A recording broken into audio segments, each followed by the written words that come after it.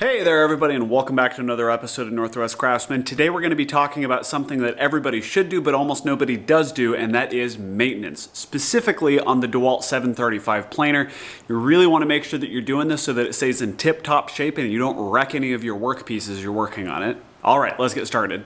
Alright, before we start this, there are a couple of tools that we're going to need and things we're going to need around. First off, you're going to want to make sure that you have your planer, obviously, because this is what we're working on, but also with it, you want to make sure that you have this guy that came with it, because this Torx driver is going to be used to undo and tighten up a lot of the things that we have on here. So make sure you've got the planer, make sure you got your torque wrench, make sure you have some simple green. We're going to use this to take the pitch and sap off of the rollers and off of the infeed outfeed trays. With that, you're going to want some paper towels so that you can wipe everything up, both from paste wax to the simple green. You're going to want some glide coat to lubricate the posts all the way around. You're going to want paste wax so that we can lubricate the glide surfaces on the infeed outfeed tray and then the regular table right here. And then you're going to want a nice long level. I've only got a 24-inch level, but if you have something that reaches all the way across all of the tables, that's going to be the best. Otherwise, I'm just going to be leveling this table to the main and then the outfeed table to the main as well. Off on the side, some other tools that you might want is an air compressor so that you can spray chips out of places, and then a shop vac so that you can actually vacuum all of that out. All right, so the first step once you have all your tools gathered is you want to make sure that your tool is unplugged so that you are as safe as possible. Next up, I'm going to break this up into two different steps. First, I'm going to clean the outside of it and get the outside all prepped, and then I'm going to pop open the inside and make sure that everything on the inside looks good to go. So starting with the exterior, we're going to clean everything up. Use your air compressor, use your shop vac, just get everything nice and dust free. It doesn't have to be perfectly clean, but you want to make sure that all of the chips are out of the way.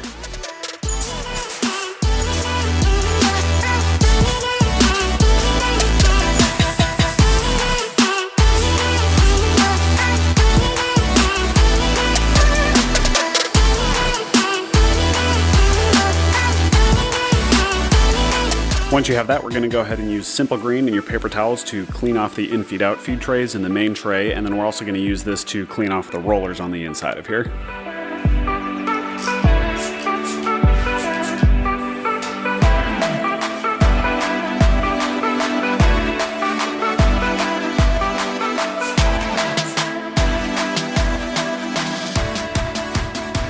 This one is going to be a little bit tougher to see because it's deep inside the machine, but you want to use simple green on your paper towel to wipe off the rollers. Be very careful of the blades because they are extremely sharp and can still cut you. Now, if you can't get these to rotate around when you're just working it because they're engaged with the entire drive system, you can go ahead and plug it in, flip it on real fast, and then wipe down the rest of the roller.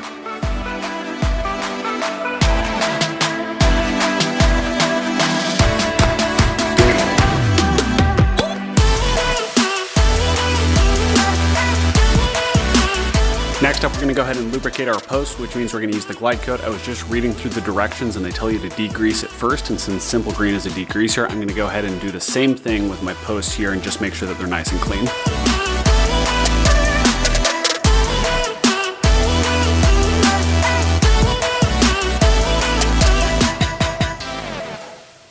So the very last step that I was doing was just to wipe down everything because the simple green did make it into the threads a little bit, so I wanted to make sure that it was dry before I sprayed the glide coat. So one of the other things that I like to do when I'm spraying something that has VOCs in it is I want to make sure that I'm protecting my plastics and my rubbers all the way around, because it's possible that it will eat away at those or soften them and deform them. And this guy does have VOCs in it, so I'm just going to go ahead and use some paper towels behind so that I can spray against it. You guys can see what that looks like.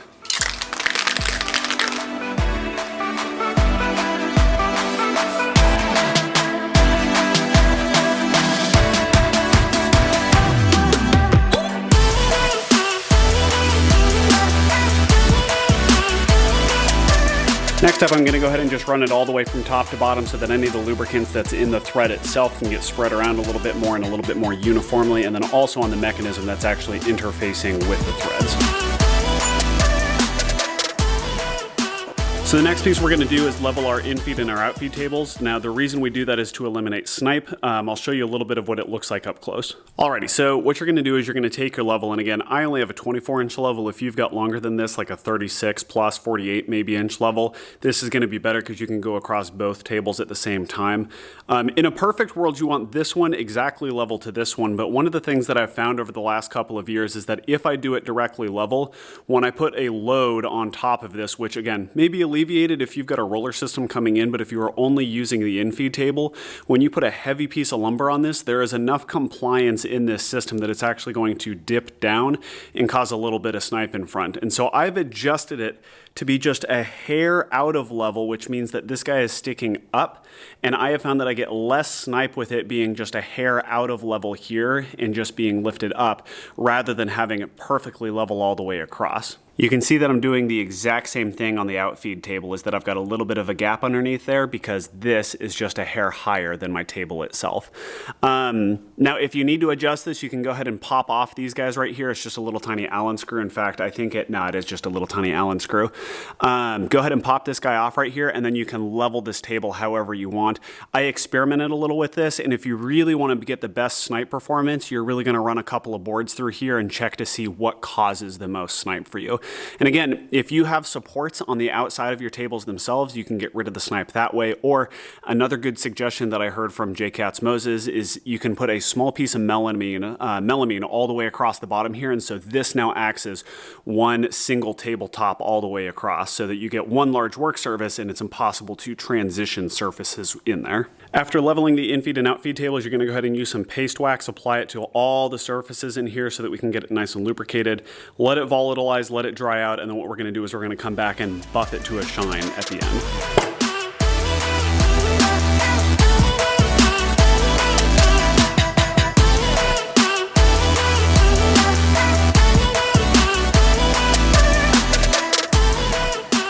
One of the things that we can do while we're waiting for that paste wax to dry is go ahead and pop off this cover to the main drivetrain. What this does is it links the motor with the cutter head with both of the rollers, and you want to make sure that it's all in good shape. Actually, let me just pop this off and I'll show you. So this is what it looks like on the inside. You can see on the inside of this gearbox right here is where the main cutter head's going to be spinning, and then I imagine they've got a gearing down before it goes to the rollers where it comes out on this side, and then this chain syncs both rollers so that they're rolling at the same speed. You've got your chain tensioner right here. We're not going to be doing any maintenance on this itself. All we're going to be doing is checking for major damage, because you don't want this to break, and it's just good to check it. And if you do see major damage, then we can dig in and do some deeper research on what we need to do to repair this or make sure that it can get repaired. But this guy's pretty well sealed. Check to make sure it's not too dirty. In this case, it looks great. I'm going to pop the cover back on, and then we'll get back to the rest of it.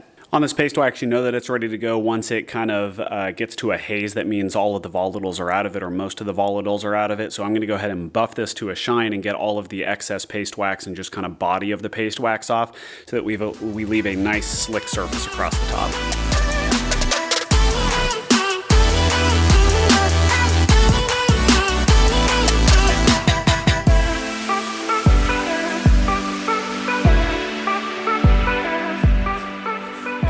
So that really finishes the exterior of the planer. Now we're going to go ahead and pop the top off right here, and we're going to check out the inside. So here on the inside should be pretty clean, because this shroud keeps all of the chips contained with the roller or the cutter head all the way to the extraction port right here. If you do have a lot of dust in here, check to make sure that the shroud is seated properly, but we're going to go ahead and pop this guy off, and then we're going to go ahead and vacuum the whole thing out.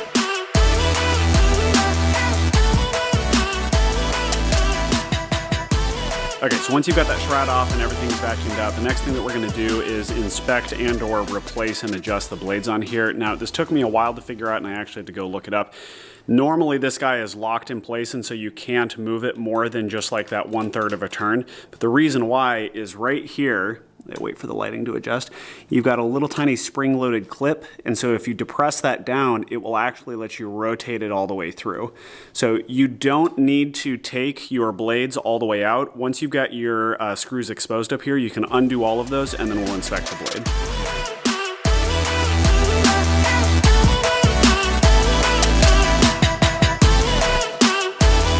So one quick note, as you're taking this out, you can use the magnet that's on the back of that torque driver to pull everything off, which makes it really nice.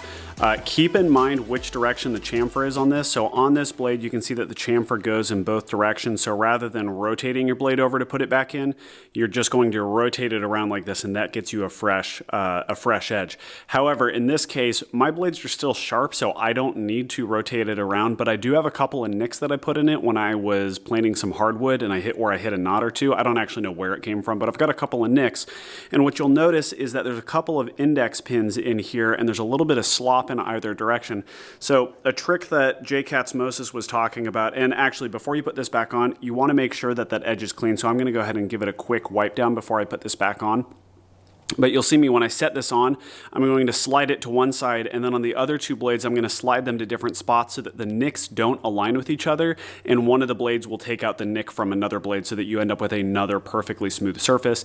If you have a bad blade, or if you've got something that's beyond repair, you can just rotate this guy around. But another trick that J. Moses talked about is Sharpie on the bad edge so that when you go to rotate it around in 6 months, you don't forget that you rotated it and you put a bad blade edge forward. So make sure that you get it the right direction. You can just slide it back and forth if you've got a couple of nicks, or rotate it 180 degrees and mark the bad side so that the next time you come in, you can just full-blown replace it.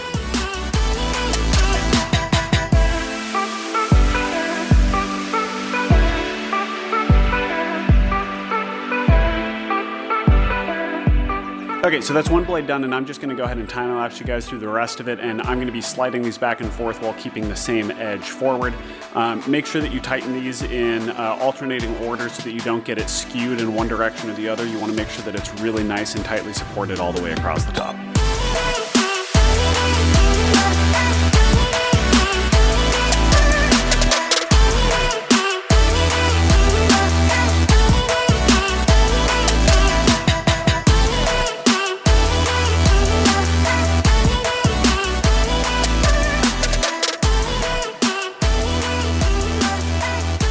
So after I go ahead and finish all the blades there, I'm going to check the impeller right in here, and it's really hard to see on camera because it's so dark, but go ahead and check inside the impeller here to make sure that there's no obvious damage. You can feel it in a lot of the different places, but then go ahead and just give it a wiggle back and forth to make sure that it doesn't look like it's bound up. As a note, you can see right here it is connected directly to the drivetrain, so you're not going to be able to get it to rotate all the way around, unless actually I'll give it a shot. Yeah, actually, if you push down on that release right there, you can rotate it all the way around.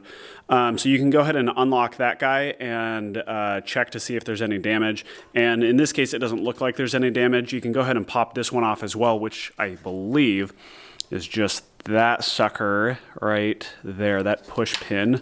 So then once you have that push pin down, you can rotate it all the way through and then pop it out right here. And it looks like I've got a good amount of sawdust in there. But overall, there is nothing blocking the port itself. So everything looks good. I'll go ahead and vacuum out that small little chunk right there, but that's just gonna fill back up because that's just kind of the nature of what that looks like.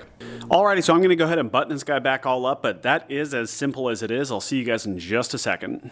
So just like I had said, it really is that easy. If I was doing this whole thing all the way through, it'd probably take me 30 or 40 minutes. And so I'll probably be putting this on my reminders list just to do on a regular basis to make sure that everything's running, make sure I'm checking everything, and to make sure that it's just easy to work through. I mean, one of the things that I've learned with woodworking is the more maintenance you do, the easier things are. And so woodworking is just easier and more pleasant all the way around.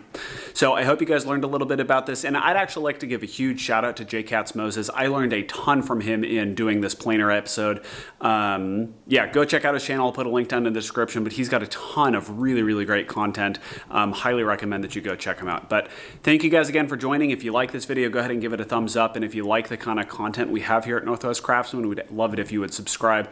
Love seeing the community growing and love seeing you guys around. So hope to see you guys again soon, and I'll see you next time. Have a great one. Happy woodworking.